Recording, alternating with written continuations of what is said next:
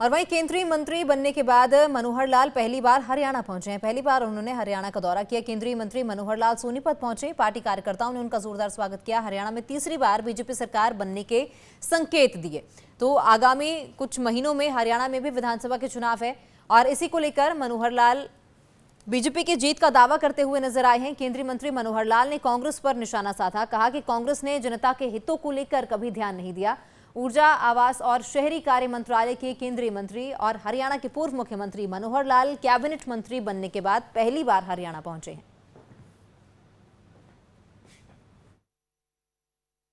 हमारा एक वर्ग उनके झांसे में आ गया। उन्होंने तरह तरह के प्रलोभन दिए और गलत वक्तव्य दे करके कि आखिर मोदी जी सरकार तो 272 बना लेगी, लेकिन 400 क्यों चाहिए, इस प्रश्न को लेकर के कि अगर 400 आ गए तो संविधान बदल देंगे, आरक्षण खत्म कर देंगे। भाइयों बहनों, ये मिथ्या प्रचार जो उन्होंने किया है, मैं इसकी निंदा भी करता हूं और हम उस वर्ग को जाकर के बताएं, समझाएं कि संविधान हमारे लिए एक पवित्र गीता की तरह है। संविधान बदलने का कभी कोई विषय आज तक आया नहीं, कभी आएगा नहीं। तो इसलिए इस विषय पर हम उन भाइयों को जाकर समझाएं जिनके मन में ये डर बैठा दिया। आखिर पिछली सरकारें लगातार 10 साल तक जो चली हैं, समाज के लिए, देश के लिए बहुत बड़े बड़े काम किए हैं। अब बड़े कामों की तरफ तो उनका ध्यान नहीं गया, लेकिन ये जो छोटी छोटी चीजें हैं, घर कर गई हैं, इसमें हमें जाके संभालना होगा। और वहीं केंद्रीय मंत्री बनने के बाद मनोहर लाल पहली बार हरियाणा पहुंचे हैं। पहली बार उन्होंने हरियाणा का दौरा किया। केंद्रीय मंत्री मनोहर लाल सोनीपत पहुंचे। पार्टी कार्यकर्ताओं ने उनका जोरदार स्वागत किया। हरियाणा में तीसरी बार बीजेपी सरकार बनने के संकेत दिए। तो आगामी कुछ महीनों में हरियाणा में भी विधानसभा के चुनाव है और इसी को लेकर मनोहर लाल बीजेपी की जीत का दावा करते हुए नजर आए हैं। केंद्रीय मंत्री मनोहर लाल ने कांग्रेस पर निशाना साधा। कहा कि कांग्रेस ने जनता के हितों को लेकर कभी ध्यान नहीं दिया।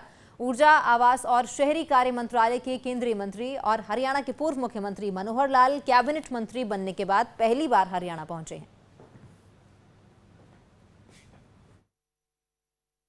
हमारा एक वर्ग उनके झांसे में आ गया।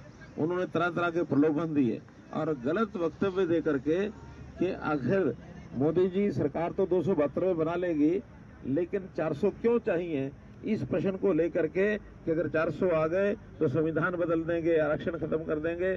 भाइयों बहनों, ये मिथ्या प्रचार जो उन्होंने किया है, मैं इसकी निंदा भी करता हूं और हम उस वर्ग को जाकर के बताएं, समझाएं कि संविधान हमारे लिए एक पवित्र गीता की तरह है। संविधान बदलने का कभी कोई विषय आज तक आया नहीं, कभी आएगा नहीं। तो इसलिए इस विषय पर हम उन भाइयों को जाकर समझाएं जिनके मन में ये डर बैठा दिया। आखिर पिछली सरकारें लगातार 10 साल तक जो चली हैं, समाज के लिए, देश के लिए बहुत बड़े बड़े काम किए हैं। अब बड़े कामों की तरफ तो उनका ध्यान नहीं गया, लेकिन ये जो छोटी छोटी चीजें हैं, घर कर गई हैं, इसमें हमें जाके संभालना होगा।